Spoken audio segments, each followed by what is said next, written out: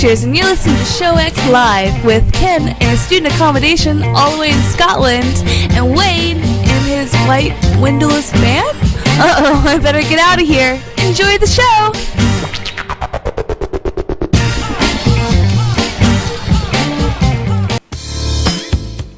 Hello, everybody, and welcome to Show X on VTWProductions.com. You're listening live at 2 p.m. Eastern, 7 p.m. GMT this Sunday, the 27th of August, 2017. We are joined by our good friend Ken. It's been a few weeks, but we are back to full strength. How's everyone doing out there, and how are you doing, Ken? Hey, I'm good. I'm glad to be back on the show. I've been looking forward to this all week. I have been the least social I have been my entire life in this past month. So today I will do more talking than I have done probably in weeks, actually. So it's kind of This is good to hear. I'm excited. I'm looking forward to it. Also, crazy. It's weird. Ken and I were just mentioning as the show intro was playing how badly we need to update that because it is not accurate to either of us. You know, I've never owned... I'm like, I'm in a hotel. And white windowless van. I still have never got hold of one of those. And so no, it's because you upgraded to like to one of those giant lorries, right? It's more economical that way, multi-caged. Right? It was like an ex-zoo vehicle for transporting like primates or something. No, I do not recommend. Comes with a feeding trolley. I also want to give out huge apologies for everyone for last week's show with Game Fest, in that it wasn't until I listened back to give Tabaxian some information so that he could do a mashup between us that I realized exactly how hot I was on the microphone. Like, I felt like I was eating the microphone the entire show. When you're always hot on the microphone, you're always sexy. Well, no, I'm hot on the video stream. On the microphone, it's more of a, I do what I can. Sultry. Yeah, there you go. Hey, ladies. No, they see I can't even do that. I'm terrible. Nobody actually likes my voice on the interwebs. The intro is the Show X. Yeah, Show X. X. I don't know why we thought that was a good idea. It's like the worst intro.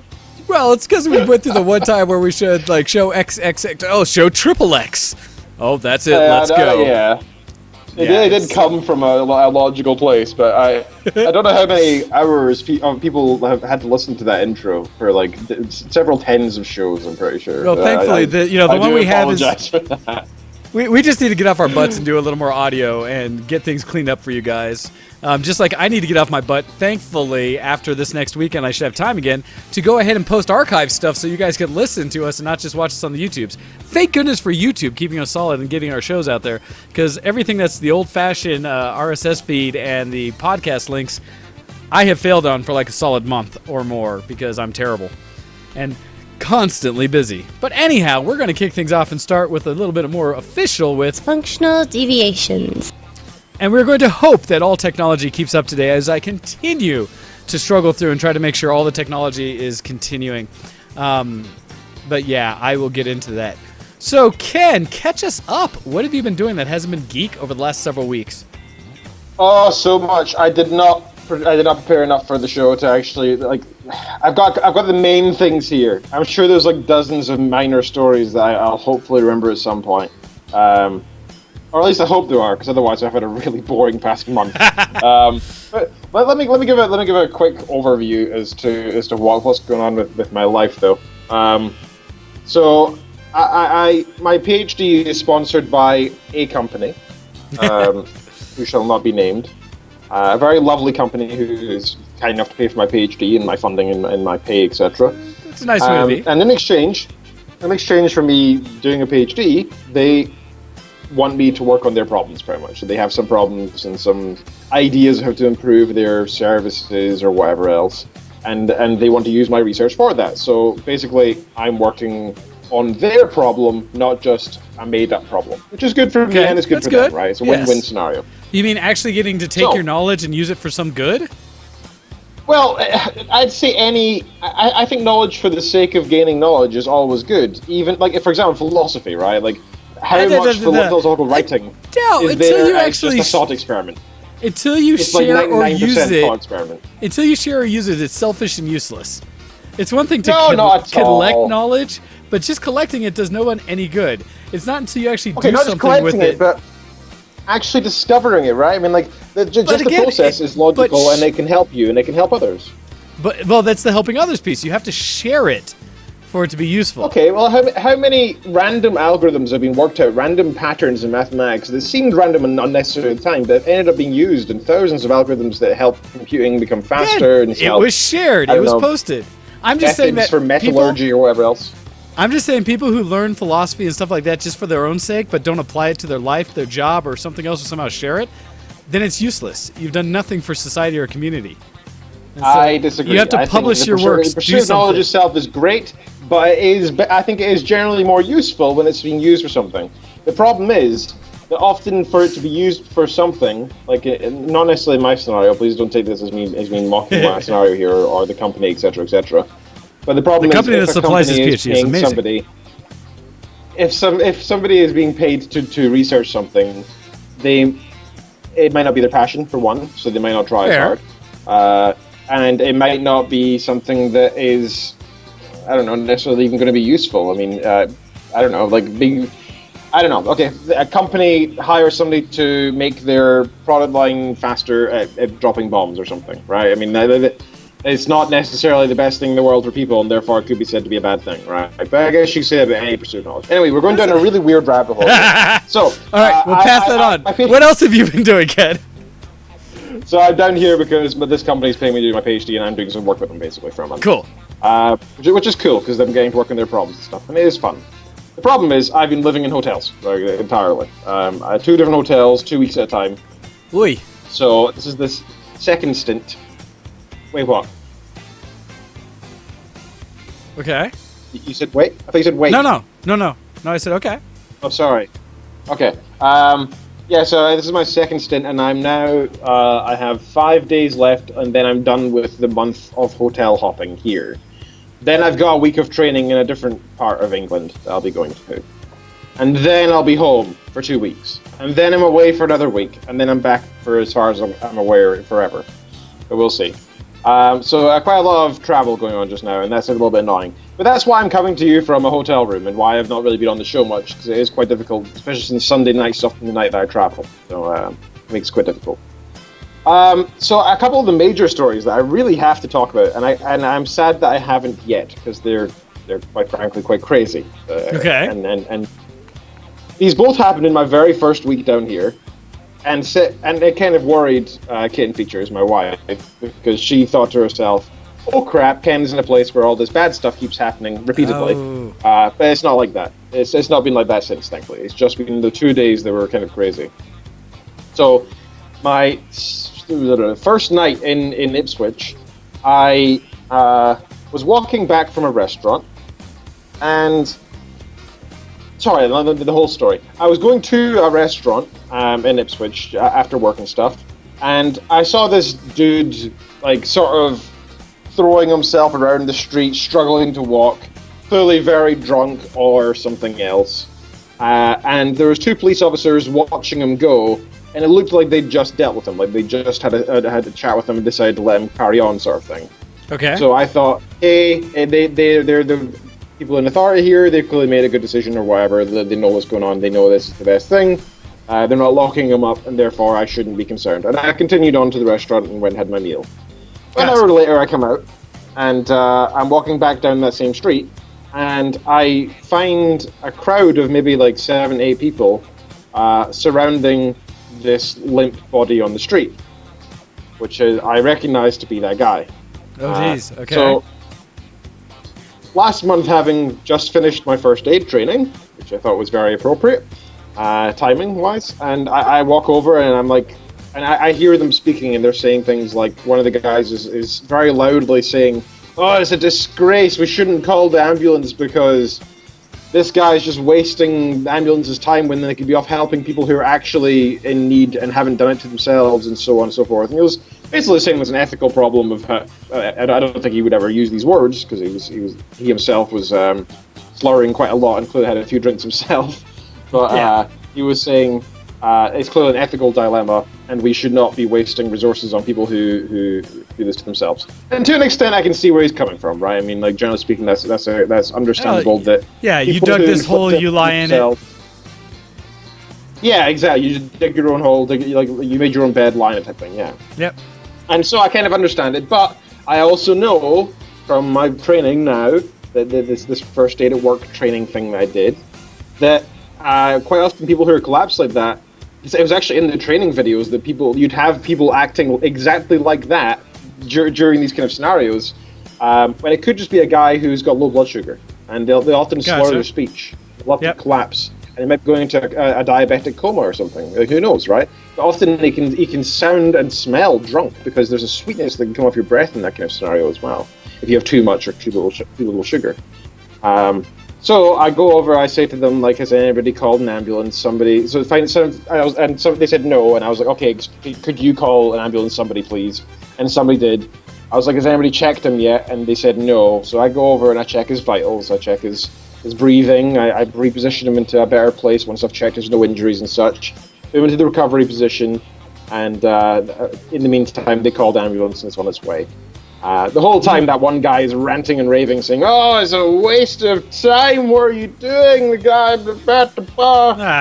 But he finally walks off, and in the meantime, I hold the guy's head up so that his airways unclog. So he can breathe and not die. Yes. Yeah, he was struggling to breathe. It wasn't not in like a really bad, dramatic way. It was just his breathing. Once I let his head back like you're supposed to, his breathing cleared up massively, and before he clearly was struggling.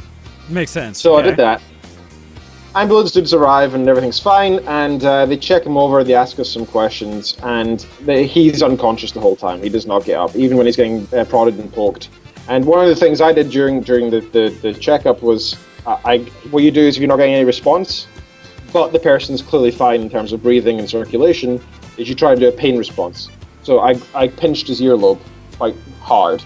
Like in a really painful way. That would make anybody like wake up, right? It was like anybody getting pinched in the ear really hard, like almost like an ear piercing.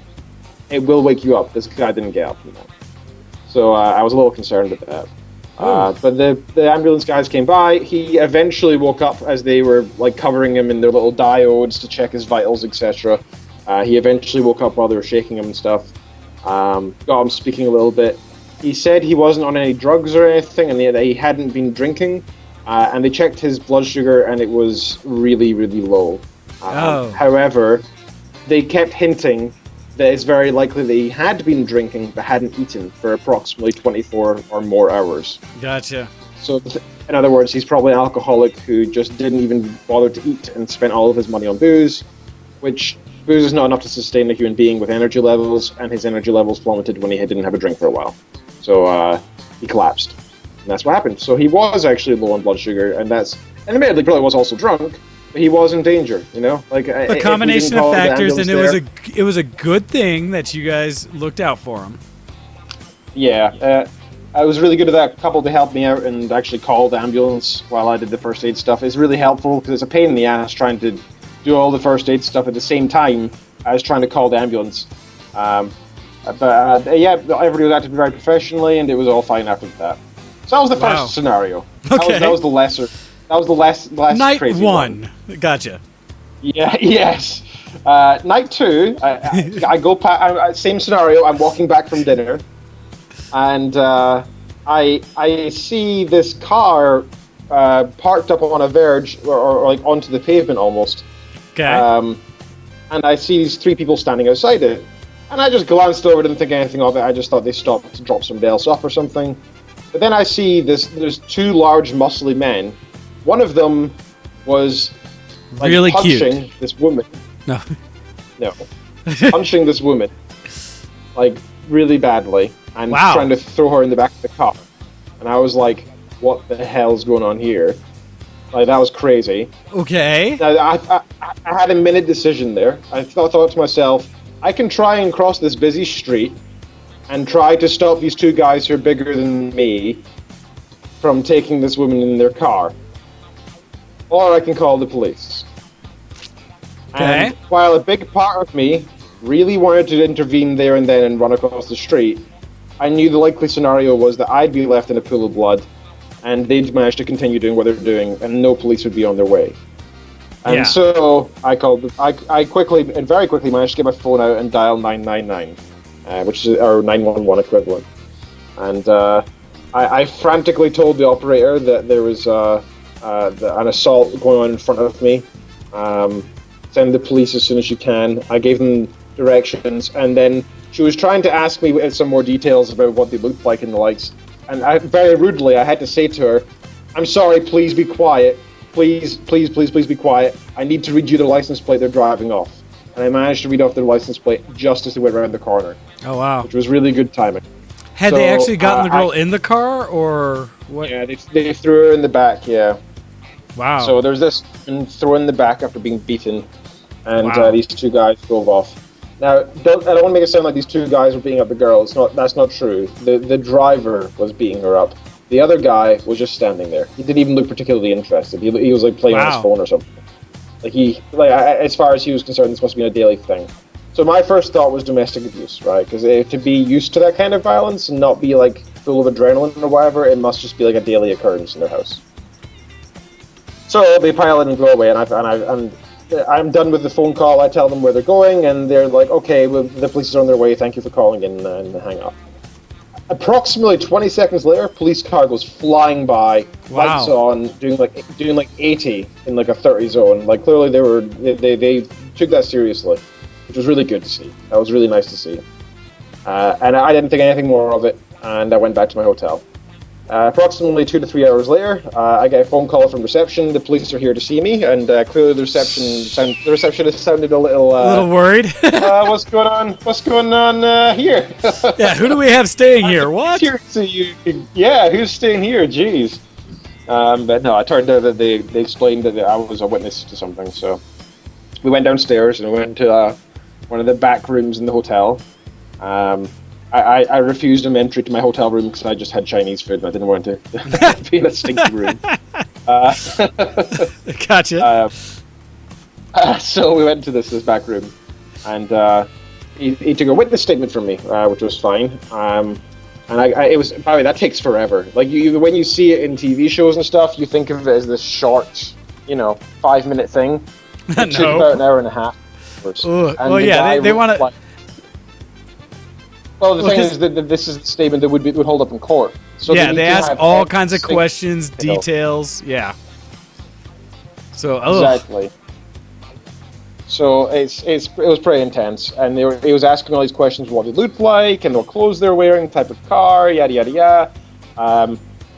One of the questions which I found really interesting was this: he said to me, "How did it make you feel?" What? Surprisingly Like, calm really and collected about myself. Actually, I felt pretty good about life, and that people are not all that bad. It wasn't even that. I said to him, "What was the?" I said to him, "I don't mean to be rude, but what's the purpose of that question?" Like, well, what? Yeah. What? And he said, "Oh, it's so that if whatever happens and this goes to court, the guy might not be charged with assault or whatever. If there's no proof of it. However, he can possibly get done with public indecency and disturbing the peace if he is distressing the public with violent acts, even if everybody else says it's not happening." So I said, I understand. I was severely disturbed. I was absolutely shocked and disgusted that this would happen in a public space, which I was, of course. Yeah, that's fair. I wouldn't say. I was distraught at the time, and yeah, I was, but I really did hope that would at least carry something in a court or whatever. So I gave all the details I could, and I even did a couple drawings of where we saw everything, and it was hilarious when he started putting in official evidence bags and stuff. My stupid, terrible drawings of a car. It said it looks like a toddler with 2 fingers drew. It's really bad. But anyway, yeah. So during this whole thing, the police officer was getting live updates on his radio, and they found the car, and they found the house, and they found the family, and it turns out it was indeed a family. Oh, jeez. They take the woman aside. She's got no bruises or any physical problems, without being stripped or anything, of course. So just on her face or wherever, they couldn't see anything. And when they asked them, they said, "Oh, we were just play fighting." Wow, that is some domestic abuse right there. That is unfortunate. And it was both the woman who said that when separate from her husband said that. But the thing is, apparently she sounded like, according to what the police officer said over the radio, she seemed entirely disgusted that this was even reported. Like she herself seemed like it was a crazy thing. From what I could gather by the conversation, I believe they were Polish nationals. So I don't know if it's like a cultural thing or something I don't understand, and maybe that's why they were so like surprised that like why would you report this to the police? This is just how life works, kind of thing. I don't know. But it was really depressing to see that was clearly, and I confirmed my statement again to the guy. I was like, no, I am absolutely sure that wasn't assault. That was a physical, violent assault of a massive guy beating on like a 5'2" woman, like skinny 5'2" woman, and it was a horrible thing to see. Well, if nothing else, hopefully, if they do live that way in some way, they learn to minimize how they do in public. I guess I don't know. Well, I mean, it's horrible, right? Well, if nothing else, hopefully, it showed to them that other people are watching. Well, there's that, but it's not just what they learned, it's what the police learned. The police now have a record of my statement. So if this gets reported ever again, it'll be taken much more seriously because there's multiple instances of it. Eventually, with these kind of things, if there's domestic abuse calls multiple times, even if the couple are continually denying it, external services can come in and do something about it if there's multiple calls on record. So hopefully that can do something about it. Now, the thing that was really crazy, which I didn't really realize until after this whole incident finished and the police officer was talking to me on the way out, they were treating that as a kidnapping. And I didn't even really consider that. Because to me, I just thought it was domestic abuse. And I always thought it was, which it was in the end. But, well, I mean, that's actually what I was thinking at first. Yeah. Well, what they were told on the phone was, a guy beat up a woman, then threw her in the back of a car. Yeah. That's how I heard it. So apparently they took cops off duty, every single cop in the whole massive town were all chasing down this guy, and I had no idea. I just thought there was that one car, and I thought that was great that they had a car after it all, to be honest. But I am happy they had such an appropriate response. I am happy to hear that kind of response to that, because that's exactly what I was thinking, was how likely that was that someone was getting kidnapped. I mean, holy cow. So yeah. Yeah. Tromad and the IRC. Night 1, Ken saves a life. I didn't save a life. I made a drunk guy probably have a warm meal when he needed it rather than anything. He probably would have been fine, but it could have been dangerous. Night 2, Ken has dinner and fights crime. It was good dinner. So you are our local superhero going on right now, Ken. Apparently so. So yeah, it was. I'm sad that scenario ended in a less than ideal way. I really hope that. Oh, I also had to sign a thing saying I'm willing to go to court, which was a little crazy. So apparently, if anything does happen again, I could get called up to go and be witness to this. And I gave live accounts of both incidents as much as I could on Twitter as well. So if anybody was interested in seeing the live version of it, it's there. But yeah, that's been the bulk of the crazy things. Okay, that's the crazy crap. So the rest of these things are going to be back to real life and away from the next day after the kidnapping, I told my manager. So I don't have a manager, but my partner, I should say, at work. I told him that I reported a kidnapping last night, and all the police nips, which were, and they were like, it was like, okay. He didn't even talk about it. I don't think he really believed me. He was like, how was your night? I was like, I'll report a kidnapping. Sure, whatever. Okay, Ken, whatever. So we had some good news in the past couple of days. Yesterday, 2 days ago, in fact. Ken Features has applied for a job with the M2 Foundation, which is one of the educational facilities that I work at.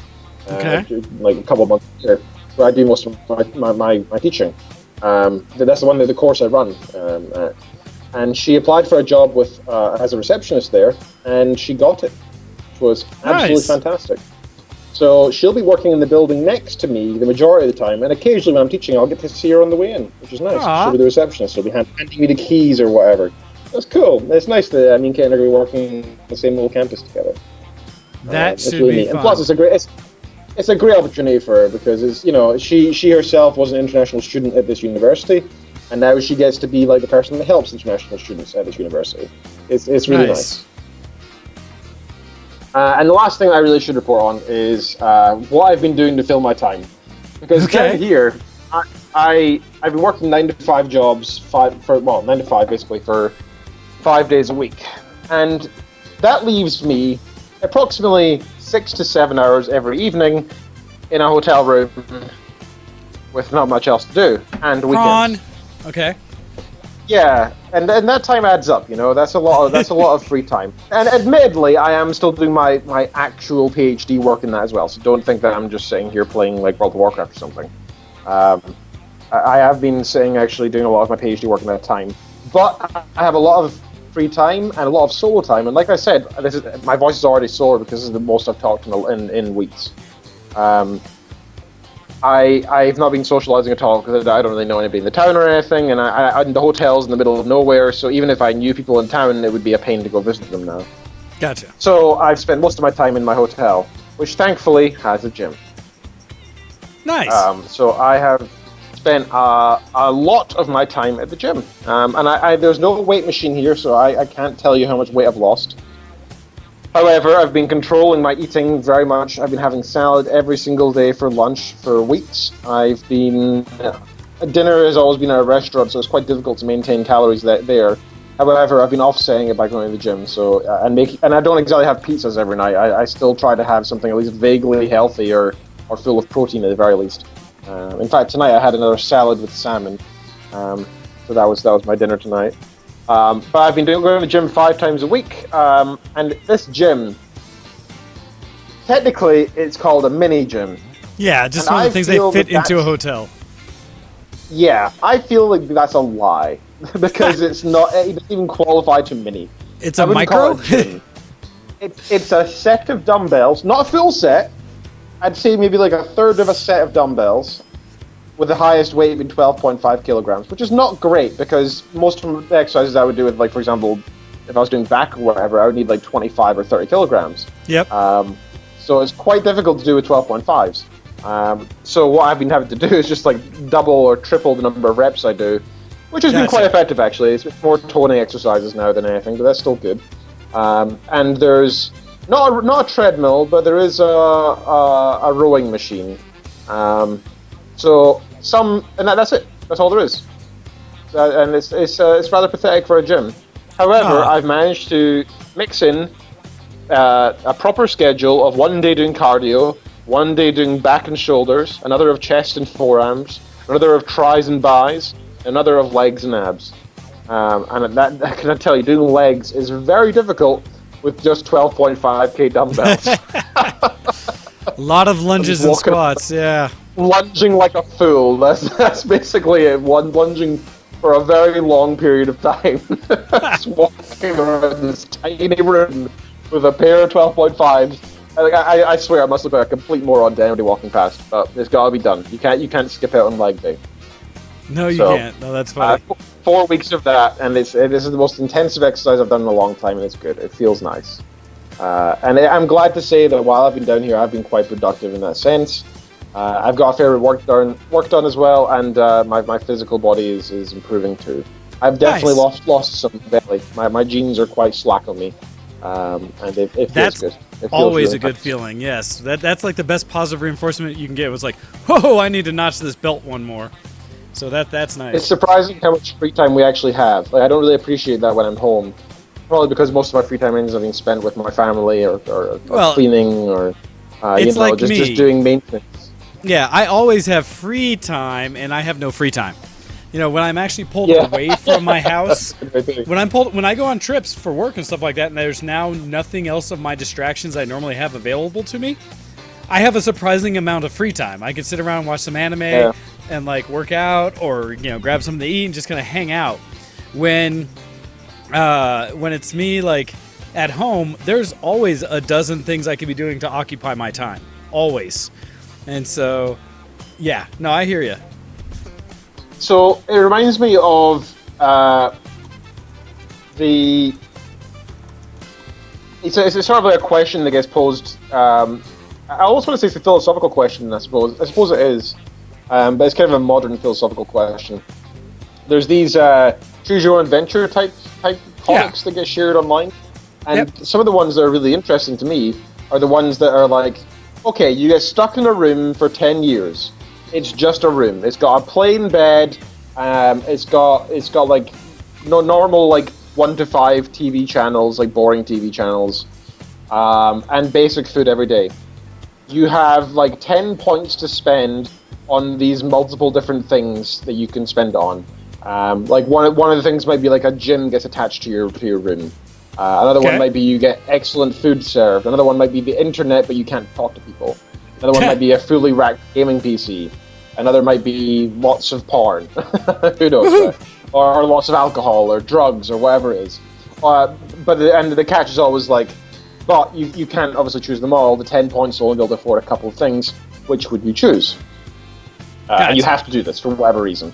Or it'll be a case of or one of the choices might be that at the end of it you get £10 million, or you can half the time in there and get 5 million or something, right? And it's a really interesting idea, and I've always thought to myself that I'd be able to do it, and I think my time down here has kind of confirmed to me that I'd obviously be horrific let's say this is if I wasn't married, right? So I don't think it's fair to put that on. Because obviously I wouldn't do that since I'm married. But if I was not married, I think I could probably do a 10-year stint of solitude with certain things attached, right? If I got like proper health care and I wasn't bored and I could do something productive like go to the gym every day and eat healthily, I'd probably be happy. I've always said, because my company does have the opportunity somewhere out there, that if I were to go take, they have like 6-month plus stints down in Antarctica, that I could do it. I could do it if I had good internet. Because as long as I had the ability to game, internet. They do, but I mean good internet, like ping that doesn't make me want to scream. I don't want to be playing as though I'm playing in a Russian servers. And so as long as I had... My Wi-Fi here is so bad that I can't watch YouTube. I'm really surprised that I'm managing watching video here. Okay, that would be tough. That would make me want to, like, punch babies. So, no, that would be difficult. I'm glad that I've downloaded a lot of stuff in beforehand. And I'll explain more in the Geek Cred how I've managed to entertain myself. Nice. Well, anyway, that's been my time for the last little while. Geek. Okay. So please go on, sir. What have you been up to? Golly, geez. Let's see. What have I done? So the things I wanted to talk about for my non-geek this week, because most of my things I think lean on the geek side of the world, are I've done a few concerts recently. I got to go with some friends to the Green Day concert, which I think I might have mentioned a little bit at one point. Because I noted that, after going to the Guns N' Roses, Green Day was a little lackluster by comparison. But anyhow, after that, I also got to go to the Die Antwoord concert. And so that's the one where, for people who know Die Antwoord, they do some crazy songs, the South African rap group consisting of Ninja and Yolandi Fussa. And they have a very unique style to them. But they were playing Red Rocks, which is, for anyone who hasn't been, is one of the best venues in existence in the world. I argue and punch you out if you disagree. It is a natural venue, and it's just amazing. The challenge was we got there, and they had a terrible DJ for an opener, but it was made even worse by that they had a power outage, essentially, on the whole venue. And so they couldn't start for probably a good 45 minutes to an hour late. And the challenge was I was doing this concert on a Sunday before going to work the next day. And so any delays were not appreciated. But that's annoying. Ended up working out all right in the end. I do believe that Die Antwoord had to cut off a couple songs to make the timing right so they could end it at the proper time, because I think they finished at like 10:30 in the evening, which I think might be the limit for Red Rocks for that venue, because they're very particular about how late things go. But it was a good concert. Like I said, other than the DJ at the beginning, who was terrible, she literally just played songs. She wasn't even there mixing them up and making them her own. She just hit play. Right? She was an iPod. That's somebody with iTunes. Yep. She basically hit play, would stand and walk out in front of the her whatever setup, and just kind of dance to stuff and yell to the crowd. And I was like, "You are horrible. This is a waste of my time and effort. Go away." That was a good opportunity for my friend that I was with and myself to go look at Schwag, and picked up, what did she pick up? She picked up a little Zeph shirt that had a little heart that said Zeph on it, which is really cool. And I picked up a hoodie from them, one of the orange prison-looking hoodies they have, which is the first concert swag I think I've ever purchased at an event. I'm always like, oh, these are too expensive. I would never do this. Because concert shirts are like $40 at a venue where it's like, that should be $15. Why are you, ugh. And so I just can never bring myself to, but this time I finally got a shirt, or a sweatshirt in this case. But the concert itself afterwards, Diane Ward went on great. I did almost break myself because I'm old. I got a little too happy about being at the concert and was bouncing down the steps there because they have these large like auditorium steps where it's one big bench all the way across the auditorium. But I was kind of jumping down them with my feet together, which was fine, except though I am still injured from when I went to Japan in my upper back. And somehow, whatever that motion was, compressed my back in a way that after jumping down 5 or 6, I stood there and I was like, oh God, I'm old. I'm old and broken. I'm terrible. Let me die. And so I had to just sit for a while. Thankfully, it was still during the opening band, but I was like, oh, this is horrible. And I totally self-inflicted. So on a lighter note, I'm going to the doctor tomorrow to get looked at finally to see what might be happening to my back and in general why I'm constantly in pain. So hopefully that will learn me something. We'll see. But like I said, the concert itself was fun. I had a great time with it, and so that was good times. Beyond that, the other thing I wanted to bring up that is somewhat on the cusp of geeky and not is the United States this last week got to witness a total eclipse of the sun. I was going to say of the heart, but in that, I thought you were too. yeah, total eclipse. No, but going across our entire coast, we had many major states and stuff and cities that were able to experience the eclipse. I was able to jump out of work quick enough last Monday to at least see it and check it out real quick. It was interesting because it did dim a little bit. Kind of got this surreal look where I was at because I was only in like a 90% coverage, so it was shadow but not the full like eclipse of the moon, or the moon eclipsing the sun. I do have a lot of friends though who went out and were able to go camping, head directly in the path of the eclipse, and saw some really amazing photos that came out of that. Enough so where it was kind of like I was surprised how good some of these photos came out, to me being quite jealous that I didn't make a thing of it and didn't schedule going off of work to go do it myself. Even though in most places the eclipse maybe lasted for 30 minutes to an hour max or something, that they were kind of in the shadow, and the total eclipse was only, I think 2 or 3 minutes in some places and a little more in others. I saw photos that made me so jealous that it was like, I wish I had done that. I wish that was me. I saw some beautiful ones, crazily beautiful photos. Yes. Well, the idea that they got the full corona around it, and this is me just being that little bit space geek and nerd that, come on guys, it's space, NASA, stuff like that. Everybody should be, this is cool. And it was surprising because how many people were just like, what? At my work, there was a point where I bet you work almost stopped because everybody took a moment to step outside to at least look.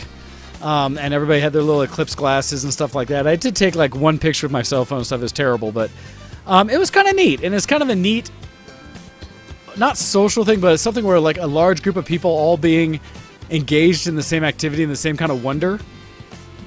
That was neat to see. And I can imagine, especially from the places that were under the full eclipse, how you can look back in history, how scary that must have been for people that didn't understand or have noticed that something was happening. There's a reason they started sacrificing virgins, right? Right? Oh, hey, sun's pissed. We kind of want that back. Uh-oh. Well, and some of the pictures I saw... Literally the thing that we worship as the creator of all life, which technically it is, has left us. Kill everyone quickly. Quick, we need it back. Somebody come back. And so... Baby, come back. And yeah, no, it was definitely a neat thing to be a part of and to see how many people were geeking out of it all over. That was a lot of fun. And enough so that I think we already looked at, friends of mine were saying, hey, so the next total eclipse coming across the U.S. is in like 2024. Let's do this. And so we already have people who are looking at like, planning out whenever to next hit one of these eclipses because of how cool that could be. All right, music, you're going to do your thing. I'm going to pause you.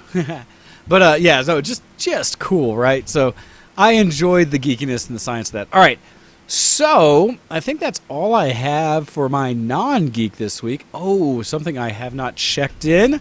Oh, that's not where I wanted to go. I want to go to mail. Just to see if, because I have not advertised, but if you have sent mail into the show, I'm going to log into that and check. But in the meantime, I think it's now appropriate for us to switch over and start talking about things that are geek.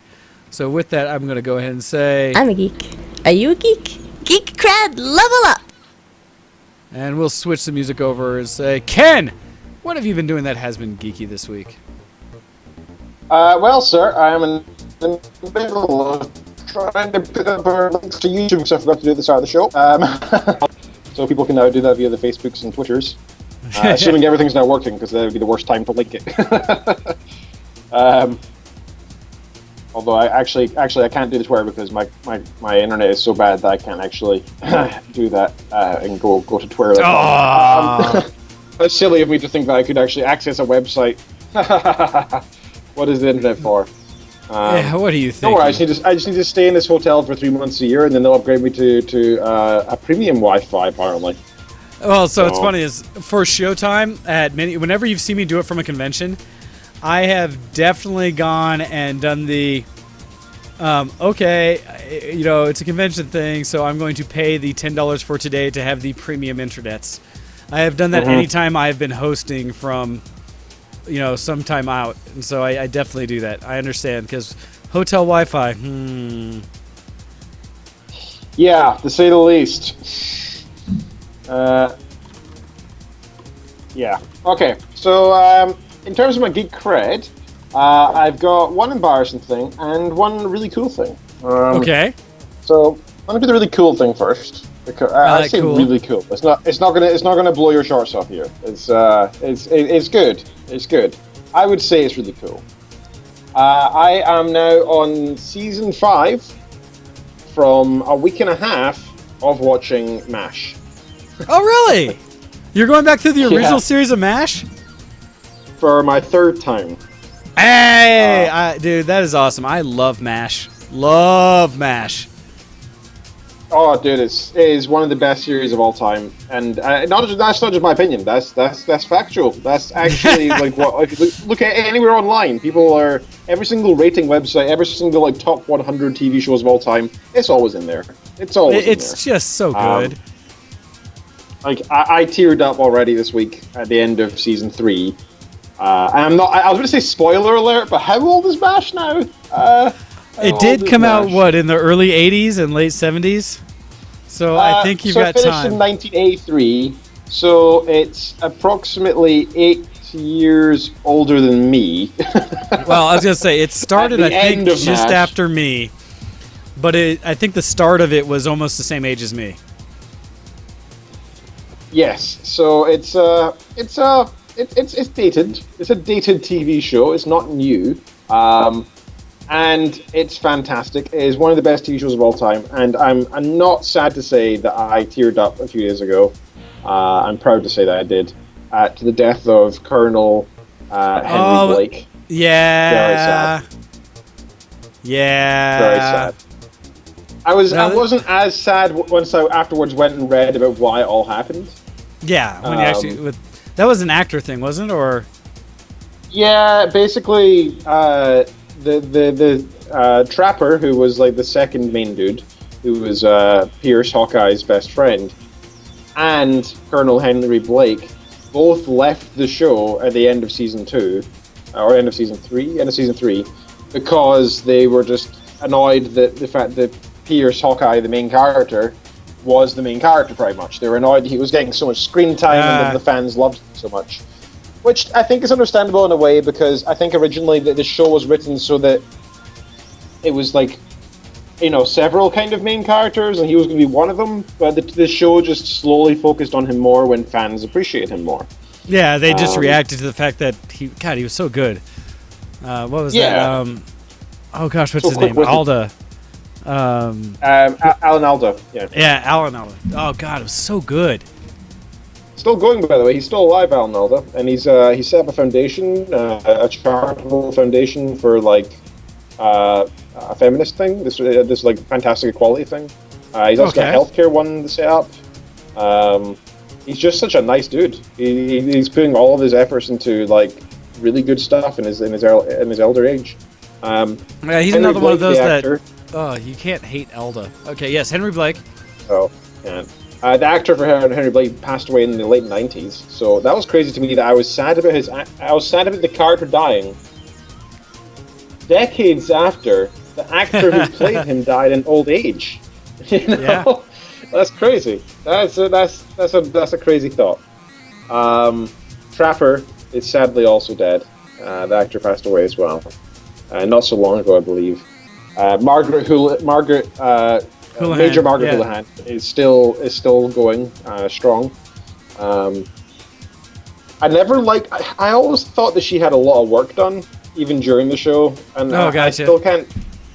She still looks like she's had a lot of work done. She's kind of got the Michael Jackson thing going, where it's just like a bit too much, or like any old rock star from like the 50s, 60s, 70s kind of look, which I've never liked. But she seems like she's still trying hard and doing lots of good stuff. So that's cool. It's just interesting to see. Like a lot of these, I actually looked up a couple of the random nurses as well, ones that are only in like 1 or 2 episodes, just to see what they're doing now. So I was curious, and the majority of them have like a Wikipedia page that's really short and says was doing really well, got into MASH, and then did nothing, and is now working as something like, I don't know, telephone operator in random place. And I was like, that's crazy. Can you imagine just meeting, like working somewhere, and then you're like, oh hey, nice to meet you, and then you're working with somebody. A few months later, you find out that they were like a nurse on MASH and was a main character for an episode. You believe? Like, how does that happen? I mean, in the sense though, if it's an episode, those are people who don't necessarily go on to stardom. Right, because you can look at that. I have friends right now who are background actors in series. VTW friend Mike that I had talked about before has now been in multiple episodes of different shows and little series as a kind of a background character, usually either a military kind of character or a SWAT kind of character, usually in full tactical gear, but that's him running through several scenes. And it wouldn't surprise me at all to turn around later and be like, oh yeah, I know that guy, but he never did anything really with acting. He did that little flash in the pan and got some scenes, but was not the main actor. He's had sure. There's a difference between being a real background actor, but some of the nurses were like, they had lines, even if it wasn't a crazy amount, they might have been like the love interest for Pierce for that show, which means that they would have had like good like 3 minutes airtime with maybe like 10 lines. And that's very prominent in a major TV show like MASH. Oh, it's very good. To me, that says this is a good actor or actress. This is an upcoming good actor or actress. I'm just so shocked that these people who are given airtime on one of the best TV shows of all time struggle to find work afterwards. It's sad. I feel sorry for them. Maybe a lot of them didn't want to do anything else. I don't know. Like if you look at Henry Blake and Trapper, both of them. Henry Blake himself. Sorry, I don't know the actor's name. I should really stop calling him by his character's name. Henry Blake. It happens. I know. McLean Stevenson. He's got 2 last names for a name. McLean Stevenson. He left because he wanted to be like the main actor in something, and he originally actually tried to be Pierce Hawkeye. Like that's what he interviewed for originally. And got told, no, but you can be Henry Blake if you want. And he left because he wanted to be the main actor in something, the front man. And he never did. He had like 2 shows that had lasted like 1 season, which is really sad, I feel sorry for him that he went off to try and meet his dream, and he had a couple good attempts, and then it never just came through. It's such a shame. That is rough. It's so sad. Yeah. But anyway, I've been watching MASH, thoroughly enjoying it. It's a fantastic TV show. I can't believe I'm 5 seasons in like a week and a half. It's just because even when I'm doing something else, I tend to have it on. It's just sitting in the background. Well, I love anything you kind of catch up on in the background. Yeah, it makes it a lot easier to get through stuff. Yeah, and unlike many TV shows, it's not too visual. Like when the actors speak, I know. Yeah, you know what's happening. It's a war scene. Sometimes there's a body on the table. Sometimes there's not. Sometimes they're driving somewhere. Normally there's not. It's almost all dialogue. Like if occasionally I hear like well, look at that. I'll switch screen and look back, right? But I still feel like I've been watching the whole thing. So it's great. That's great. I've also been watching. I think I mentioned before that I started watching it, but I've continued to watch Survivor Man. Nice. Which is a Survivor TV shows in the early 2000s. Actually, real quick, with- before you do that, I do want to hit the IRC where Hando popped in there and said, trivia question for MASH. Said, who's the only cast member from the movie to star in the entire TV series? From the movie? I've never even seen the movie. I have no idea. Oh, dude. So the movie is interesting because it's different, right? Different actors in most of it. And so it comes off a little different. I want to say Houlihan. No, it wasn't Houlihan because they had a different actress for Houlihan.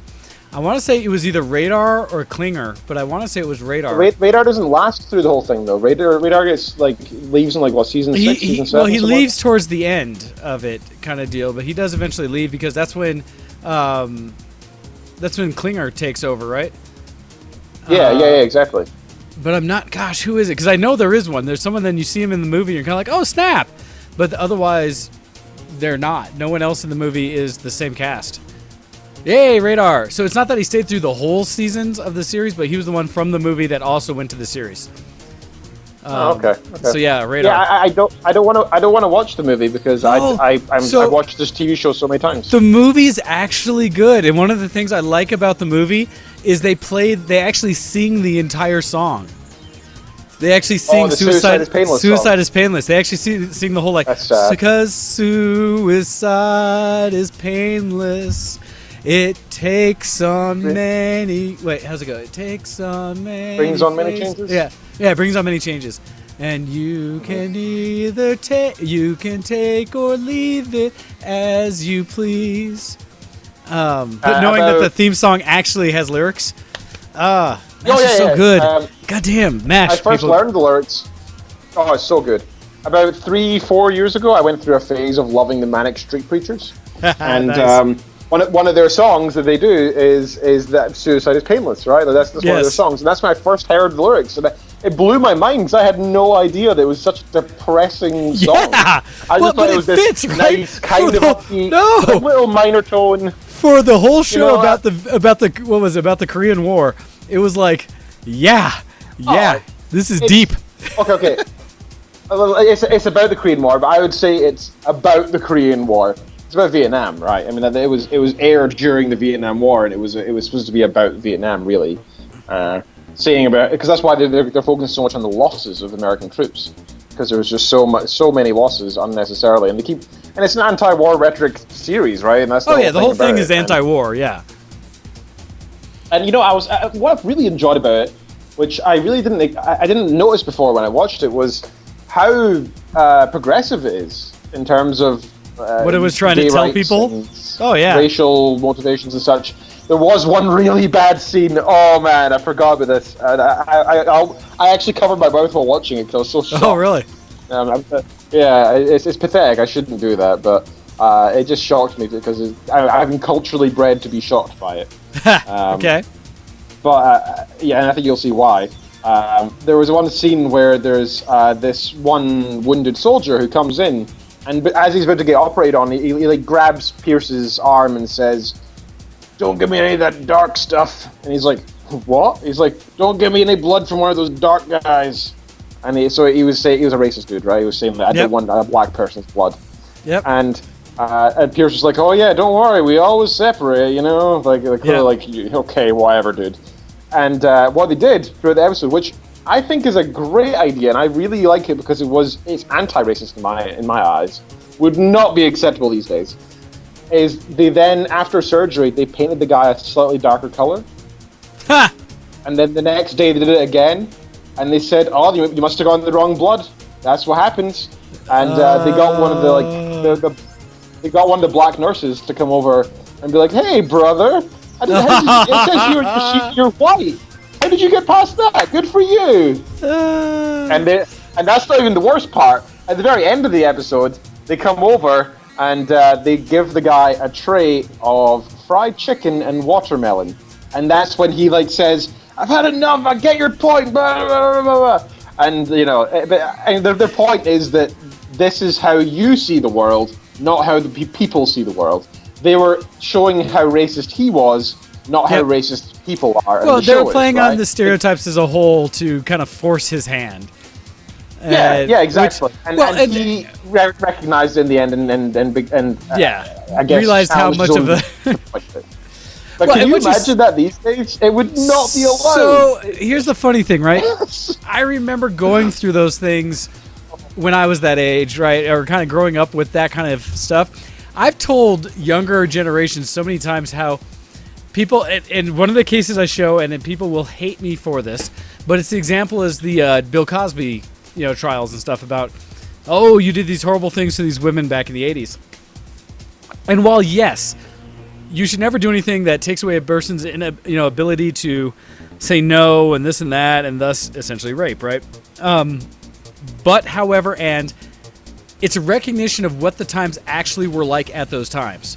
That it was quite honestly a different time in that drug use and things like that were just the norm. That was an example in its extreme. But for me, it was a lot of the language used back in the 80s and stuff like that where it's like, man, the jokes I used to tell in the 80s would be so not accepted today.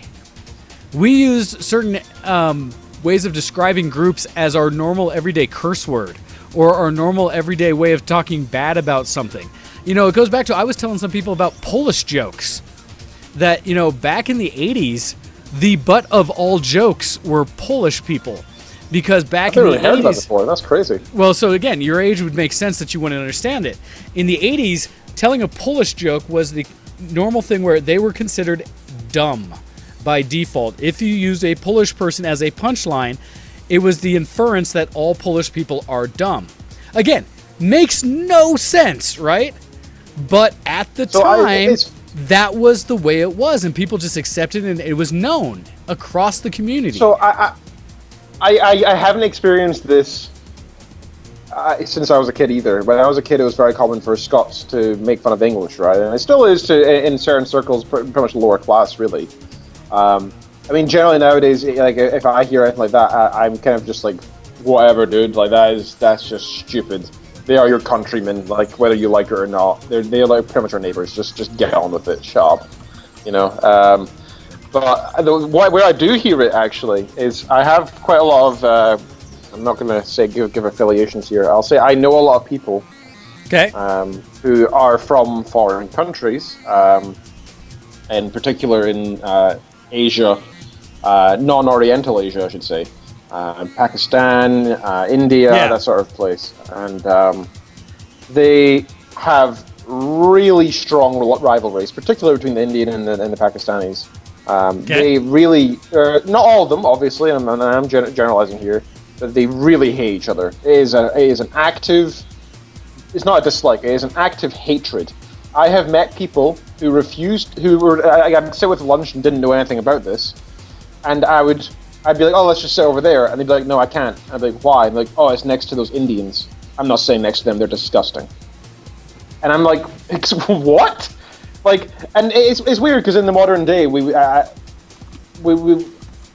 it's hard for me to process that a person who's from that corner of the world, who himself is Pakistani or Indian or whatever, can be so racist to, in my opinion, which is pretty much the same race as them. They're like, for us, we see all whites as the same, right? We're all white people are white people. We consider Russians the same as Americans almost in the terms of skin color, which is really when dumb, it comes to that. For centuries they haven't. We do effectively though, right? And I have that sort of generalization with other parts of the world too, because why wouldn't I? It's exactly the same with all these places. I can pretty much do my continents really, like. Apart from like Oriental Asia and non-Oriental Asia, right? Then I have Russia and Europe. We have Africa, we have South America, we have North America. That's pretty much how I base the hierarchy of skin colors, right? And so I find it so amazing that you can have such an active hatred for another race that is genetically so similar. It just doesn't even make any sense. Like, it doesn't make sense to be racist in the first place, but to be racist against, effectively, your cousin, it doesn't make any sense at all. Racism is taught. It is not natural. It is not something that comes from anywhere. It is taught. It's the only thing that makes sense, right? Because you couldn't biologically be like, oh, I hate that person that's 99.9% the same as me. It makes no sense. It's just absurd. It's so absolutely bad. absurd. So And Grayfield in the IRC says Canadians do not like being mistaken for Americans, and that's true. They don't like it, but they wouldn't stab somebody for it, right? Well, that's because Canadians are too nice. Would not turn stabs. Okay, but Canadians neither would are too Americans. nice. Neither would. But there's other places in the world where like there is an active hatred for other races like that, and it's the norm because they just haven't progressed culturally like we have and had these sort of progressive ideals over the decades that we have here. And that's why, looking back, we can see media that was produced decades ago, for example, MASH, and say, wow, look at that, that's horrible nowadays. We couldn't even air it. In fact, I'm really interested in looking up whether that episode is still aired. Because I doubt it. I really doubt it. I bet you it is. The question is whether people, how they react to it. Because at least for me, I'm able to separate the two. And I honestly, one of the challenges is I maintain a lot of viewpoints like I had from back in the day. And where I temper them based on today's societal norms in how I express certain things. But a lot of my opinions are still based on how I grew up in the 80s. And so I still have some feelings that, as I've commented before, if I expressed all of my opinions on air, none of y'all would be listening to me. Because you'd be like, oh, Wayne, you're a horrible person. So, yeah, I mean, it's just, there are things that we get shaped. I think the truth is that we all have really bad stereotypes somewhere within us, right? We all taught stuff at a young age that kind of sticks within our mind. And that's the thing is that you shouldn't ever feel... You should feel bad for expressing. You should feel bad for thinking it. You should. You be like, if you have these kind of bad thoughts, you should think to yourself, and you should challenge yourself and say, you know what? That's a disgusting thing for me to even think. Like, I should really reconsider it and actively think about why I'm wrong in this way. I don't think I'm wrong. I don't think I'm wrong. I don't think that what I'm thinking is inappropriate. I think that society can't handle the truth because society's gotten too PC in some things. Of course, I can't discuss it on air. In some ways, that's fine. That's fine. I think society is still going to be wrong in many ways with certain things because I'm sure 50 years ago we would have said the same thing with society then. Most people would say, "Oh, it's fine." No, we're right now. No, because in 50 years' time we'll look back and feel like we're constant progression. Yeah, exactly. We are not fully progressed yet. We still have far ways to go, and we need to accept that. And I think there are. I'm not saying about you personally with your particular things or whatever way. I'm just saying, and in general, people. We all do have our stereotypes and our predilections for certain peoples, for whatever the differences may be it gender, color, religion, or whatever else, although religion is chosen, unlike the other ones. We do have these inbuilt hatreds, and it's dumb. I actually just thought of another thing that I want to talk about in my dysfunctional deviation. I'm sorry, I knew I would. Well, what we need to do is we need to take a break. I'm going to attempt to play a song during this break. We'll see if, based on network drives and things like that, if it all works or not. If I hit play and all of a sudden we're talking again, because none of it works. But we're going to try to take a break. I'm going to try to play some music from OC Remix, because we love them, and it's going to be preemptive on some things I'll talk about in my Geek Cred. But we will come back. We'll talk a little more about, well, I guess we're in Geek Cred anyway, so we'll just continue with that, and you can add your piece for it. But, sure. You're listening to Show X on VTWProduction.com. We're going to take about a 4.5 minute break, and then we will catch you guys up on the other end. Send in your emails to showx@vtwproductions.com.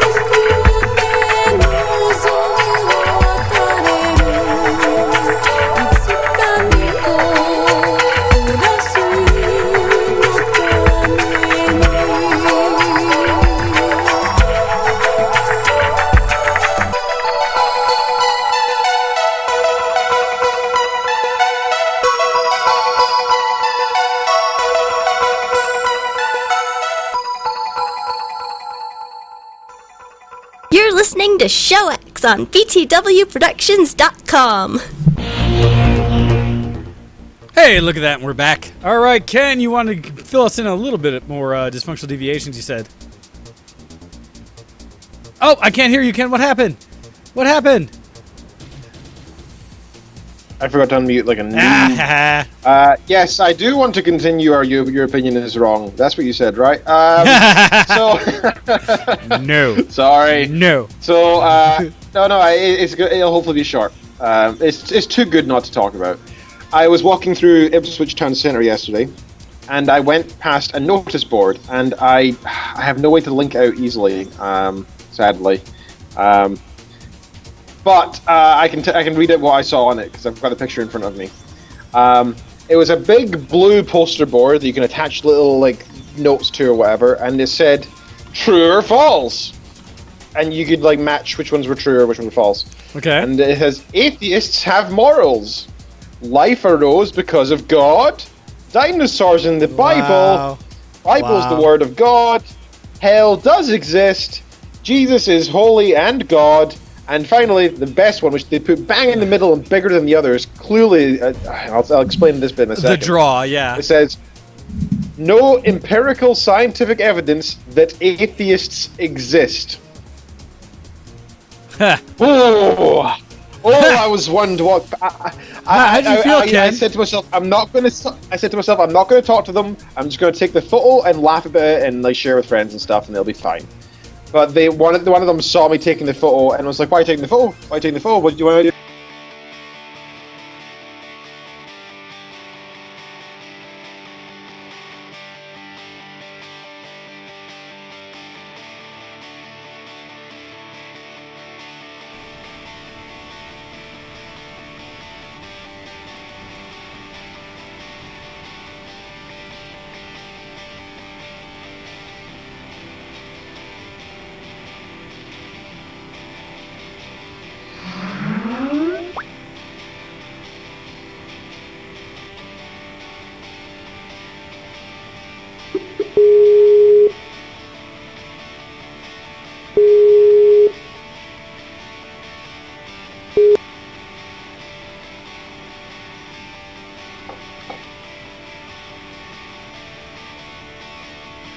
Hello.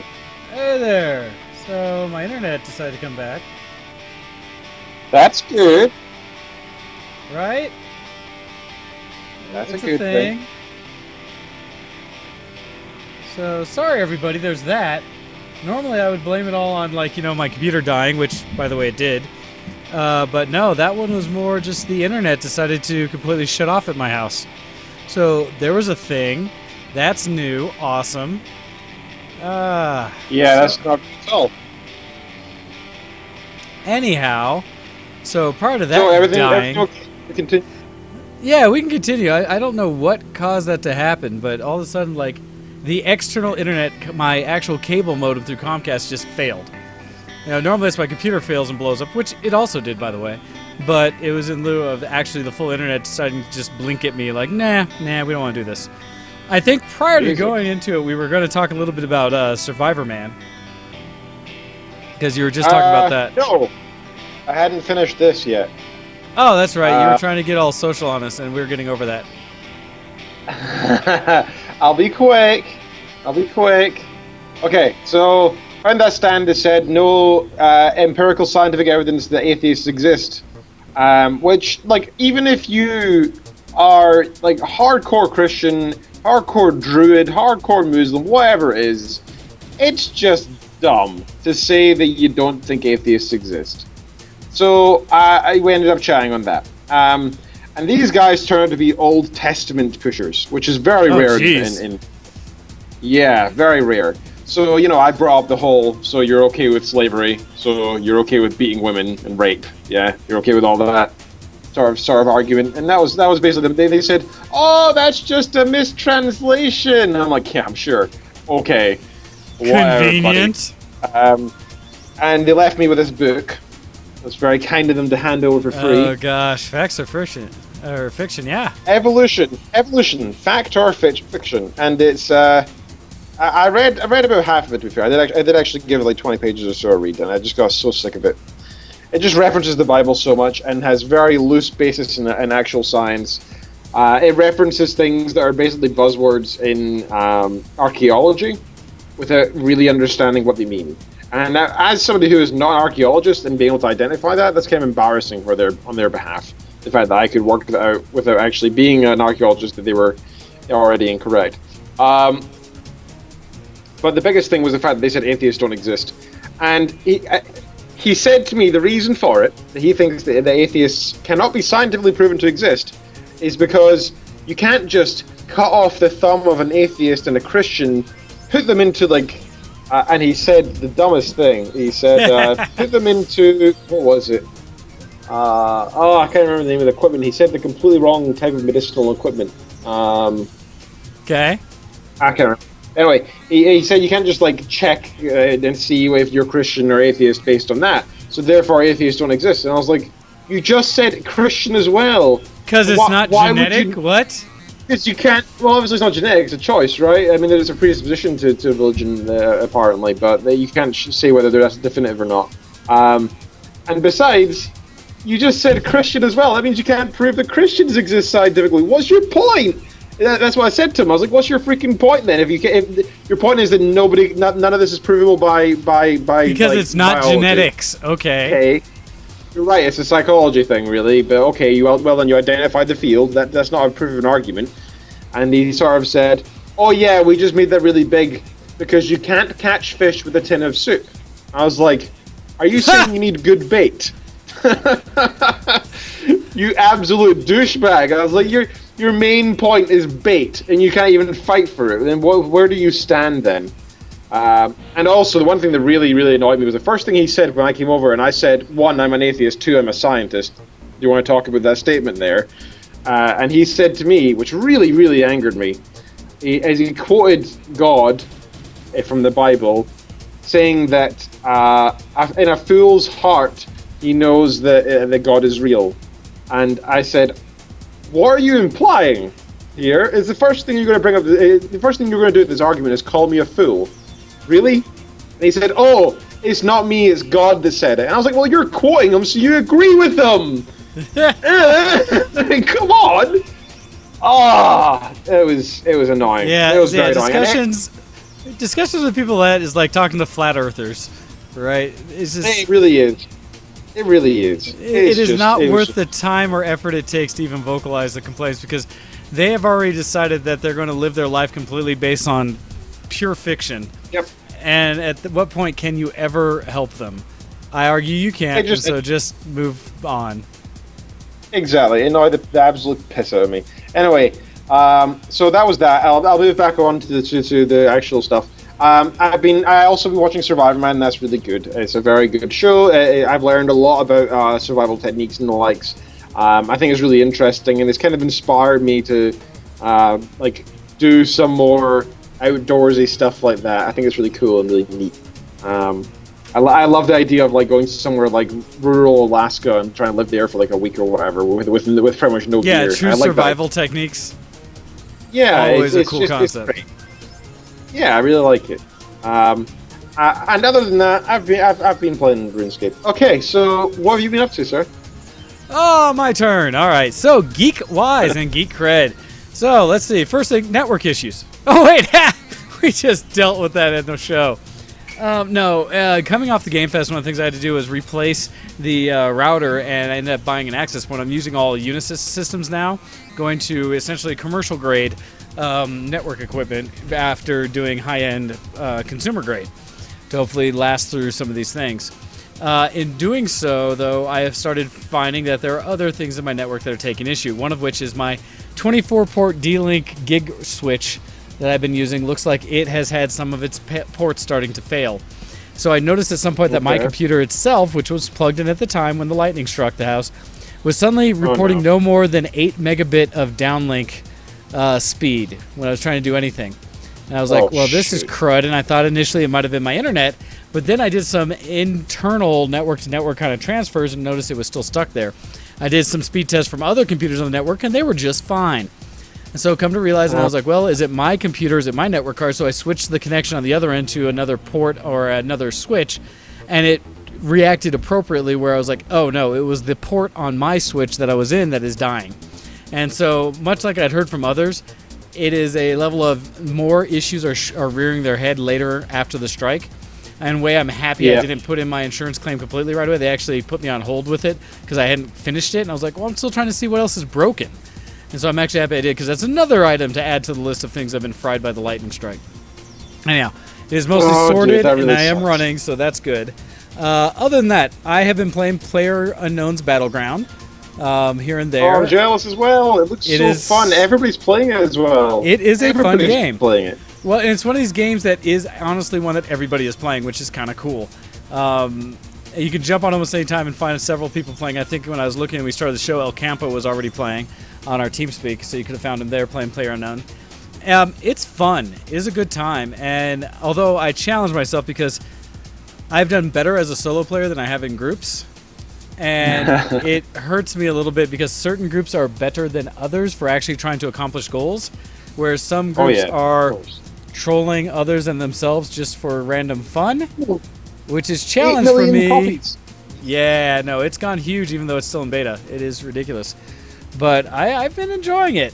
So I do throw it out there for people who like FPS or even third-person over-the-shoulder kind of games. PlayerUnknown Battleground is surprisingly fun. And because it is a multiplayer-only game, the idea that every match is a little different comes into play. Because I've had some random experiences from Good, Bad, and Ugly. So I have been playing that. Other than that, I am getting ready to go into my next level of Zelda, the Ocarina of Time, as I'm going through my mission of playing the original Zeldas after, or the 3D Zeldas and on that I never did as a child. And I am just up to the point, I've been using a guide throughout my entire Zelda experience because I just wanted to play through it and get through the story. It's not something I'm trying to struggle through because I have like 5 more to go at least. And so to ever make it I wanted to actually complete them. So I've just been going through the guide to play it through. I once heard the games are actually for fun, so whatever you need to do to enjoy it, you should never. Well, you don't need to explain it. So with this, though, I am having to compromise in my gameplay because I just finished in Ocarina of Time the Forest Temple. Yay! Awesome, Forest Temple. So what's next is the infamous, what I've been told for years and have followed and been aware of in Ocarina of Time, but have never myself experienced, the infamous Water Temple is coming up next. And I've been told by everyone involved that it is the most ridiculously painful experience you can have in a game. And I have been told, as Greyfield is also chiming in on this, that I shouldn't use a guide for the Water Temple. And so I am going to use the guide to finish the next side quest, which is to get Epona, so I actually get the horse. Get that sorted, and then when I step into the Water Temple, I'm going to initially put the guide down. And I don't know how much threshold I have for pain before we see if I can get through the whole thing without or not. But I am going to attempt to go through the Water Temple without a guide. I will stream the entire effort of it and probably have expletives galore. That's fun. I may actually try to take notes or something to try to get through it like old school wizardry days. But simply to satisfy what everybody is telling me I have to do in order to be a legitimate gamer when it comes to Ocarina of Time, I will attempt the Water Temple without a guide. I'm saying attempt. I'm not saying I will put too much time and effort beyond that into it, but I will give it a shot. So hopefully that makes you all happy, you evil, evil, terrible people. And so we'll see how it goes from there. So yeah, throwing that out there. Look for my stream. If you see Zelda's on it, then yes, I will be struggling through that for a week maybe before I say screw it, I'm done. Now that will have to wait because next weekend, just as a heads up now, we'll say it at the end of the show again. We won't be having a show because Ken won't be available and I will be at Dragon Con, which means I won't be available because screw that hippies, I'm going to be drunk. Because I'm going to be deploying my first thing, which is my next Geek Cred, in that I am going hardcore with finishing up my costume for Dragon Con, which for those who haven't been following along is me playing Thomas Jefferson from the Hamilton musical. And so for those who don't know the musical Hamilton, it's about the American Revolutionary War against Great Britain and is about the founding of America and focusing on the roles that Alexander Hamilton, one of the founding fathers, had in the whole process. It is done by primarily a black troupe, and the music is mostly hip-hop rap-ish throughout and there. So the character I am doing is Thomas Jefferson, after the original cast member David Diggs, who I happen to look somewhat like, and thus have been asked to participate in it as him. So with that, I had done some work prior to do mock-ups, and in fact I have a jack in the back of my overall jacket, but in a cheap green fabric. But I've actually done some work, and thanks go to Zenko Ako Cosplay as well as to Hide My Error, who have given me both moral support as well as technique support in how to build this thing over the last couple days. We've spent this weekend helping me do this. So I've been working on this costume Friday and Saturday with some minor breaks in there to force them to watch some things I'll talk about later. But the first thing I will debut, at least to some degree, is I have pants. And I know, Ken, you're not going to necessarily be able to see well. I guess the video is on for you right now. But yeah, I have made my velvet, a dark like wine color pants that are not period accurate because people say, oh, a period piece, you put a zipper in it. No, stage accurate because it's for the musical, not for colonial times. And I don't hate myself that much to try to die because I'm going to Hotlanta, which is humid and hot and terrible, and I'll be wearing layers. But in it, I have the right pants going. I have the buttons on it that make me quite happy. But this took me pretty much all of Friday to make. So I will be tonight, after the show, I will be trying to finish up the vest for Alexander Hamilton, for Thomas Jefferson, and start the coat. The big thing I want to throw out to Zenko Ako is Zenko did a great job of helping me modify the patterns to make it fit better the character, the actual one that's on there, from some patterns we had. Has taught me how to pattern, has taught me how to do things like interfacing, how to finish seams, how to do a French seam for the first time.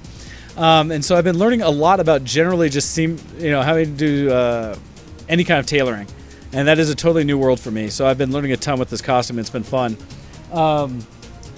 So I have a lot to do on that still. I will likely be doing that the rest of the week. I also need to, I've done some 3D printing for it as I go along with it. I have done belt buckles that will fit on my shoes to give that look of a traditional shoe. And it's funny because looking at the original, or on the stage, it doesn't look like they actually have the belt going through. It looks like they did the same thing I'm doing, which is they just glued something onto the shoe to make it look like there's a buckle. So again, I'm going for stage accurate, not period accurate. And we'll see how it goes. I'm a little concerned because this velvet I'm using is already showing some wear because it's kind of a fragile fabric. And so anywhere it's leaned up against such, it's getting worn a little bit. So I'm slightly afraid that it's going to be destroyed before I actually debut it. But I'm happy because so far it's looking pretty damn good. And if I get the vest done and I get this jacket done, then I'm done, basically done. And it'll be an epic cosplay. So I'm super excited. The most work I've ever done for a costume. We'll see how it goes. Beyond that, fantastic. Thanks also to Zenko Ako and to Hide My Air, because as our continuing cosplay group that we've been doing for a couple months now, almost every weekend hanging out because we're ridiculous. Why would we have our own weekends? What's that about? Unless I leave town, it's been with them. Is that we keep introducing each other to various things. One of the things I've been introducing them to, I'm going through again, is Westworld, which is, I think, an amazing series. If you guys haven't watched it, please do. It's one of these HBO series that's just phenomenal. Phenomenal series that gets better and better the more you go. The more it reveals, the plot twist, the acting is so good. So getting them to watch it's fun because it's my first full time going through it. And we got up to episode 9. Episode 10 is still waiting for us to finish together, but we were up way too late last night / this morning and finally said, okay, we gotta kill this. We gotta go to sleep. People have to work today. I got the show to do. We gotta stop. But I'm so excited because there's like one more episode and so good, and they're watching them see the same reveals, and me now knowing what's going on and seeing how well made Westworld was is so fun because I can see like the things that I missed that the first time around. They totally tell you what's about to happen in the plot twist as it's happening because they're explaining it ahead of time. But now you know what happens. You're like, there it is. That's so good. Also, though, we as a group watched. So I introduced them that. I also introduced them to Little Witch Academia, which is a anime that's on Netflix right now. It came out as originally 2 little short movies. But then has gone on to become a series, and this series is so much fun. It's something that's been weird is whenever the full group was kind of watching, because I'd have it in the background as I was sewing, it was just generally entertaining. But whenever it was just Zenko and I downstairs, and like Akko and Heidemeyer were upstairs doing other things, some of the most ridiculous, silly things came on this show and just made us chuckle. One of the big ones is we were watching one that had an abominable snowman, essentially, as one of the characters in it, and was all depressed about life in general, was so mad at the world. And as the witches were talking to him, they were trying to figure out, why are you so mad? And what came out of it was, one of them said, wait, you've been reading comments on the internet? That's good. Wait, right? What perfect way to be sad and depressed. So just silly things like that caught us completely off guard where we were rolling. So it's a cutesy kind of one that is very Harry Potter-esque in the way that magic is depicted and the way that it's a school of magic and various schools of magic. I highly recommend. It's surprisingly fun. Check out Little Witch Academia. Other thing we checked out as a group was the live-action Death Note. And so Death Note is a series that even you, Ken, had started to look at and watch. I've tried it, yep. Which, again, only watch through the first part of the series. Once things end and we get introduced to... oh, crud, I forget their names, but the 2 afterwards antagonists or whatever, stop. Just don't. Once you get past the L story, really just that bad? Don't. I liked Death Note as a whole, even though there's parts that are just weaker than others. The first story arc is the best in the anime. The second one is kind of tacked on and doesn't feel complete. And there are character pieces that people just hate. I will say that my comments of the live action is that I could see what they were trying to do to compress all of the thoughts down into an hour, 40-minute movie. And in the most part, it works, and it's kind of a inspired by Death Note kind of concept and made for an American audience. And I didn't like how we never got really good, solid depiction where the main character, Light, is as intelligent and has as much forethought, cunning, and planning as it does in the series. In the series, one of the joys is how Light goes in the face of adversaries and almost openly mocks and attacks them, but finds ways to deal with it in their face, and is so intelligent to think 3 steps ahead, to plan for certain situations where he's gonna get caught, but then does something to throw off the trail in a way that's brilliant. We don't get that in the movie. In the live-action movie, instead, what we get is kind of a psychopathic version of Nisa. In this case, it's what do they call her? One of the 2. I forget what it might be. Mika in the original anime, and this one's Misa in the show, but in the movie. But whichever one, she's just insane and like evil. Where in the original she was ditzy, and so a very different take on that character. But essentially, this Death Note, the television series, William Dafoe, amazing, awesome. I wish they'd done him in live action versus a CG character for Ryuk.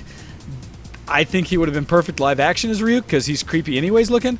But William Dafoe knocks it out of the park with his bits that he's in there for acting, his laugh, everything great. Light and Elle was okay, but Light and Misa were like teen angsty romance version of Death Note. And that was a little hard for me to handle. Like, I didn't hate the movie. The group of us watching it, what it really did is it caused us to discuss more of what we did and didn't like about the original series. And so it kind of made me want to go watch again, because it's been almost a decade since I watched Death Note all the way through. But I didn't hate it. All right, I didn't hate it. If you've never seen Death Note at all, the movie is not bad. It's just a little... The problem is the series has so much depth that I feel like they missed an opportunity with the movie to do so much better. They have moments that are like inspired by where they kind of got close to what the characters were from the series, but you never get the real payoff of like, no, when they did this in the series, it was epic because they were able to do this, this, this, and this, and it was so good. And so it's kind of like that where I didn't hate it, but I didn't love it. The other one I wanted to bring up is that Zenko Ako introduced us, and Grayfield might appreciate this, to Excel Saga, which is a slightly older anime. I say this because it is in the 4:3 format. It is not 16:9 widescreen, which dates it. Is it owned by Microsoft? No. This one is next to the PowerPoint anime. Right? No, this one is apparently a parody anime of all things anime. And so it best reminded me, from my history of watching anime, of Slayers. And this is where I say that I think Grayfield might recognize it, and it sounds like Tromad might as well. But Excel Saga is ridiculous. Like, it is very self-aware. Slayers is old animation, right? And it's a kind of a silly, but it is what it is as an anime. Okay, so Grayfield does know. It's every episode in Excel Saga is a mocking of a different genre of anime. And so it's aware of itself, but it's ridiculous and silly in a way that I was not ready for. And so I've watched the first episode. That was all. I had to walk away and continue working on my costuming as I left the rest of my friends upstairs watching it. Say I had to be responsible. But I really enjoyed it. God, it was good. For just the silliness it is. So I look forward to an opportunity to sit down and actually watch it again. But have had some great times in entertainment lately of what I've been watching. I'm trying to think if there's anything else I went through. Oh, so other thing I didn't even have in here, but is appropriate for timing, is I watched Defenders. I watched the first 5 minutes of that today, weirdly. Oh my goodness. So, Defenders, people, if you like the Netflix live-action series that all made up Defenders, so Daredevil, Jessica Jones, Iron Fist, and Luke Cage, The Defenders is like, thank you, you brought them all together and it works. And you did it in the right way. And even though, and I think this is notable that everybody recognizes, Iron Fist is a bitch. Mainly in the sense that he's just like this whiny little rich kid, right? Who never matured. It still comes across that way in The Defenders, at least the first several episodes. But I really enjoyed what Marvel did to bring all the characters together and put scenes together where it all matches up and does. And I will tell you, it has some of the best damn choreography for fight scenes that I have seen in so long. There were only a handful that were a little like contrived. And especially because coming off of where Iron Fist was the last thing they did, and Iron Fist was not good in the fight choreography because they got a main actor who didn't do martial arts in his past, and they had to set up all this choreography to make him look like this kung fu master. And so it made it look very old school 70s, 80s kung fu movie, like kind of animation or whatever, choreography. Okay. In Defenders, they got it right. And partly it's because they have all of them in some scenes fighting together and back and forth. And where the other characters have a much more raw fighting style, it all just kind of blends well. And you see these epic scenes where I can only imagine the effort it took to choreography all of that. But I came out of it just I was giddy in a lot of cases with what they did in The Defenders. And so I was excited with it. I don't love the plot line they did all the way through, but I thought it was solid. And I am looking forward to whatever the next series of Defenders will be. I loved how the characters don't want to be heroes. They're not, I'm a hero. They're just like, no, I just do this for this little thing I save. And they're all the characters are true to their characters throughout. They did such a good job of maintaining the individuality of each character while they were even in a group. And so that made me very happy. I thought they just tied it together really well. So I'm a big fan. I like Defenders. Just saw that. It was awesome. Final note on my overall geek cred was I also want to throw a shout out to last night's debauchery that I got into with Zenko Akko and with Hide My Air, in that to help keep the group entertained, as I was working on just straight up sewing, and thank goodness for learning how to sew edges so I can finish edge seams, keep fabric that is temperamental from pulling itself apart. But I basically sent Akko and Hide My Air upstairs with a mission. It was kind of one of those where Zenko and I were doing work. She was doing some measuring to alter my patterns, and I was sewing. And the other two were left kind of like, we don't know what to do with ourselves. Akko has been playing with, he picked up a very inexpensive used 3D printer that's a resin printer, an SLA printer, that uses a projector and all this such. But because they use like an old Arduino board that no one supports, he has to maybe look at getting an updated one, a Raspberry Pi or something, and try to change out its guts. He's been fighting with that. But Hyde had been finishing working on her, she'd been working on her cosplay for Chic, where she's been redoing her Chic to try to make it better and a bunch of leatherwork and stuff. Anyhow, they were stuck at a little while.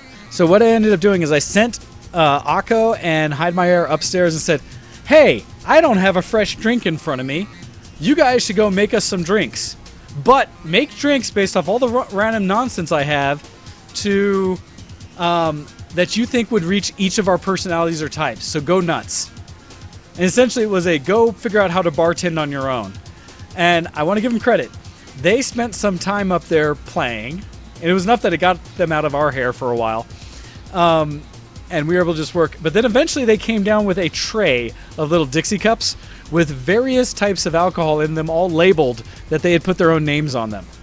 And, oh gosh, I have the trays over there, but I think we finished them all. But I'm going to see if I can wheel over and get some of the names. It sounds ridiculous, whatever it's going to be. Well, so, okay. So I have this tray that we had samplers. And apparently they did a lot of sampling throughout. And so I think both Hyde and Akko were a little tipsy by the time they brought it to us. They actually made us full drinks, but they did some stuff I did not expect. So they had one called S'mores. I forget which liquor they did in it, but it tastes like s'mores. Let's see, what else did they actually label? They had one called, oh, what is this? I can't read it. Blue, B-L-U, that they had used blue cacao, and I forget what else in. That was kind of interesting. Onslaught, which is a bunch of like citrusy ones they had done. And this one that actually still has some left in it, which they ended up naming Lavender Grenade. Is a lavender-based tea that Zenko ended up going up and making for them that they added something herbal to, and so it smells lovely. But when you drink any of it, oh gosh, I will do this on air, and this is going to be horrible. It's not bad, but it is damn, what do I want to say? I'm going to shut off my video too to see if that'll help your stream. But it is dang yeah, thank you. Strong. Like, it's a punch in the gut. Or so, oh god, this is bad. I should not do this. There, they have the show at the start. Oh god, yeah, oh yeah, oh that's something. It's like just gushing lavender in your mouth, just chewed lavender and dirt. So, but anyhow, I give them credit because other than the lavender drink, all the others were phenomenal. And the one that got me that I was truly surprised by was they did one that was a scotch. It was a bourbon, in fact. They did a bourbon over ice, and all they mixed it with was butterscotch schnapps. And it was something I would never have put together. Ever. That sounds dangerous. Holy cow, was it amazing. What it did... Because it was just liquor. They didn't cut it with anything else. Over ice. It was just bourbon and a little bit of butterscotch schnapps. And what it did is it totally took away the burn of the bourbon, of the whiskey, essentially. So that you got the initial flavor of it, like, oh, okay, this is whiskey or something. I'm going to feel the burn after this. And then there was no burn. It was smooth and almost honey-like in its finish. Ooh, that's nice. And I was just like, wait, what just happened here? And I was sipping on thing, and even more so as the ice melted, it got so smooth. I was like, so I can just down this. That's dangerous. That's very dangerous. Yeah. So nice. we were trying to get them down. I think they did some of it where they were trying to capture what they had called and how they had mixed each drink. And so I'm going to make it a new thing of mine to say, hey, you guys, go play, make us drinks. Because so far they've done very well, except for the T1 that should not have done that. Should not have done that. Shouldn't have done that. But it was, yeah, so that was fun. I've had a fun weekend, but I'm so still on the edge of stress of having to finish this costuming. And in my groups, from Hamilton group that's doing it, because again, this is the one where Jim Butcher's our Alexander Hamilton. So it'll be the first time I'm in a cosplay group with him. And it sucks because our timeline is shortened to wear the costumes because he has a Dresden Files group and meetup right after. So we have to time on Friday where we're wearing Hamilton versus he has to do his Dresden things and he's a bunch of panels to do and how we're doing. So I will be wearing Thomas Jefferson probably Friday and Saturday. You know, screw everybody else. This is my costume that's been a pain in my ass. I'm going to wear it. And so we'll see. But the rest of the group I may only be with for a moment. I think that's all I got. And I don't know if we have anything truly on the edge that we have to do for Geek Cred.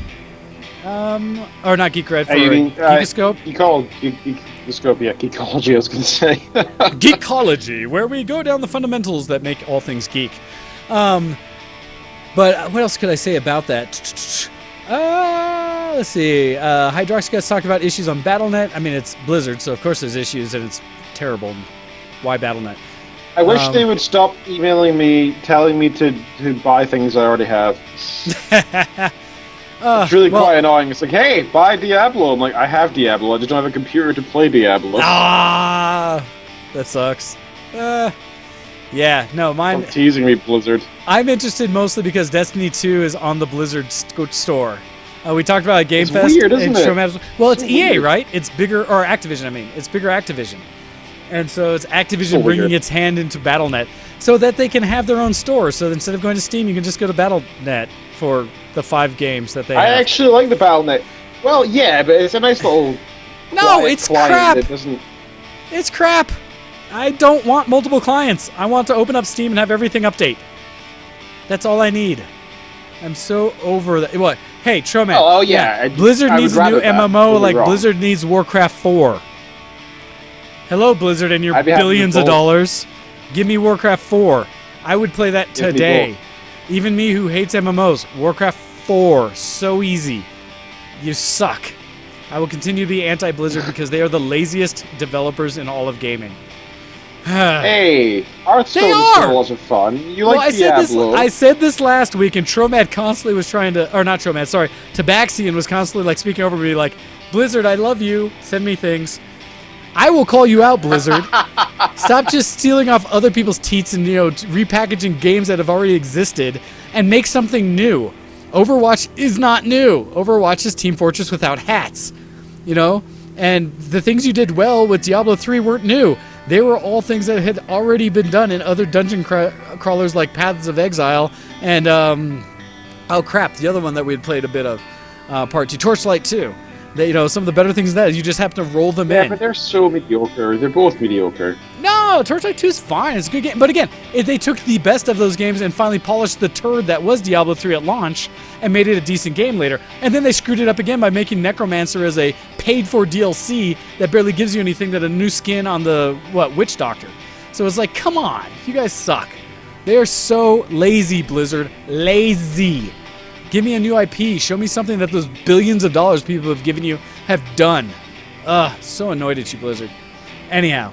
Yeah, and the StarCraft 2 or the StarCraft 1 HD remake. Money-grubbing whores. $15 for a texture pack? How about you guys go suck your own... I am so disgusted with Blizzard for trying to pull that off as something new and innovating in any way that someone should care.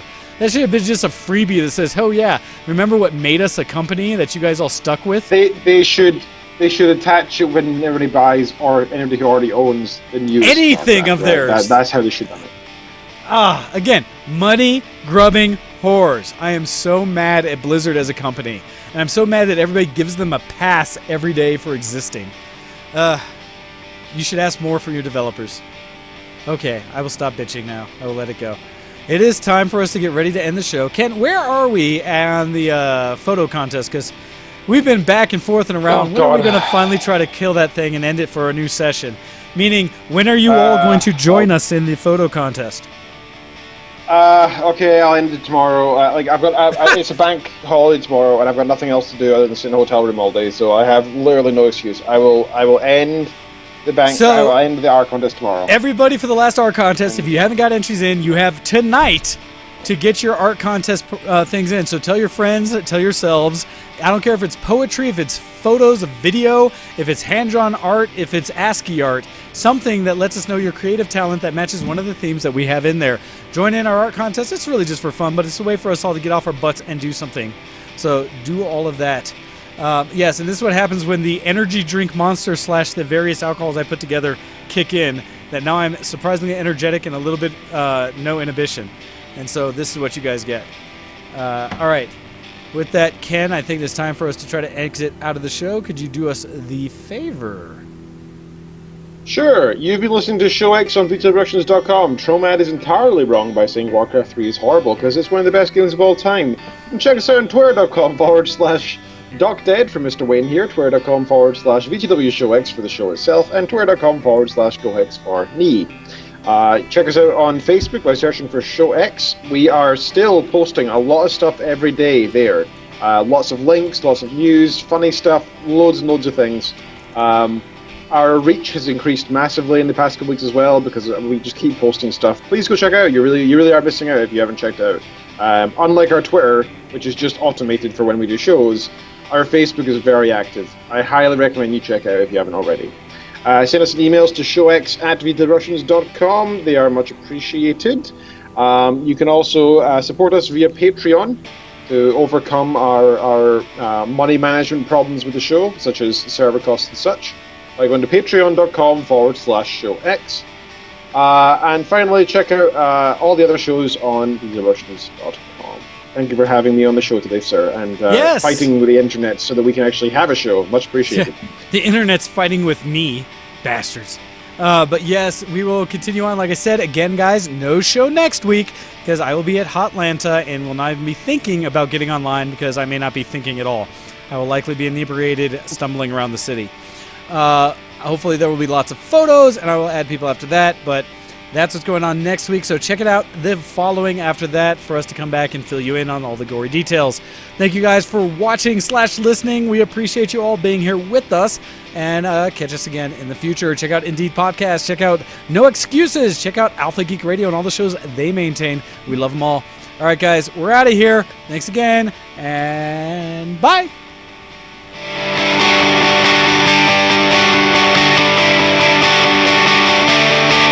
Bye. See you next zombie.